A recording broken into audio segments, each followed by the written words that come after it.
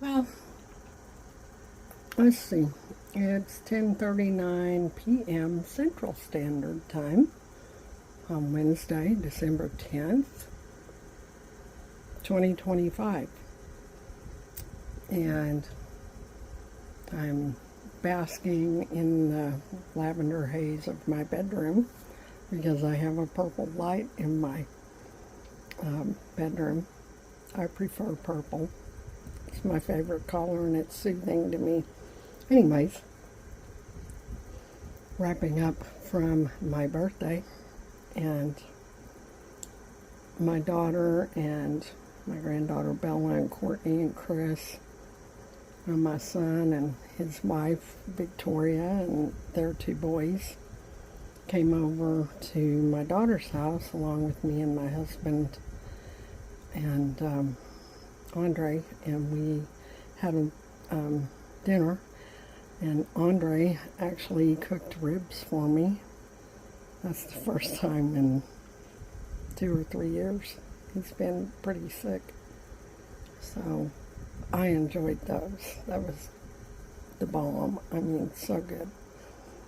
And then we had chicken, and everybody brought something, and it was just a nice evening.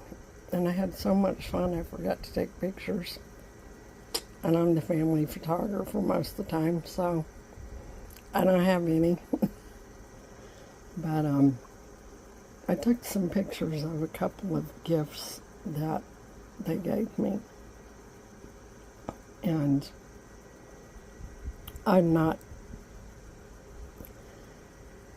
you don't have to spend a lot of money to impress me. What impresses me is the thought. And so the two gifts that I got, one was from everybody, and it's, and I'll put pictures of them at the end of this video, but it was a hand carving, I think, out of a willow tree by some artist, and it's called With Gratitude. And it has these, it's a very beautiful figurine of a woman, and it's not big, it's small, but it's very pretty. And she's holding yellow flowers, and they're not roses, but my granddaughter Bella, who helped pick it out, said that what it said about gratitude made her think of me, because I'm always saying I'm grateful for something. That makes me happy. They notice.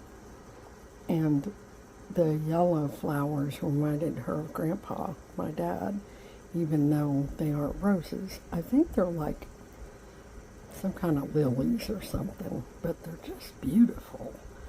And they told me they thought I could put it on my altar, which I am, and I already have. And then my granddaughter Courtney drew a picture for me, and Courtney, I mean, all of my grandchildren are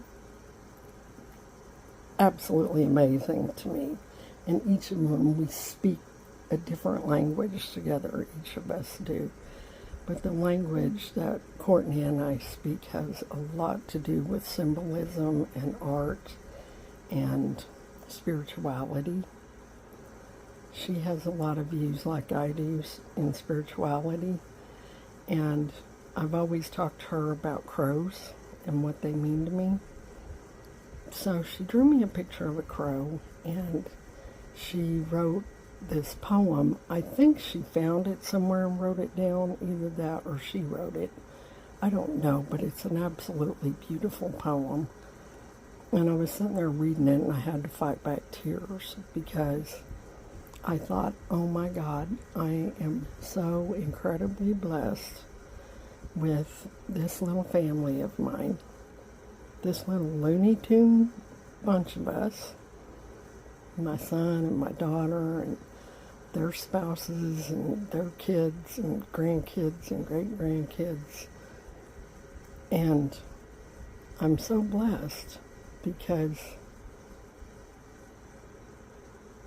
I mean, it just makes me happy that maybe I got through to her a little bit. Maybe she heard me a little.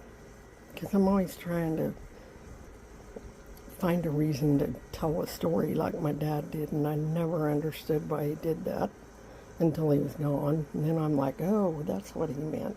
He was trying to tell me something about life without having to cram it down my throat, which most of the time I'm the person who got to slam it in my face before I'll get it. So,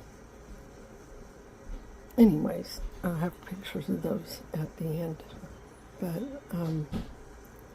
you know, I'm just really grateful tonight that I just had a few hours with my kids and grandkids that were here.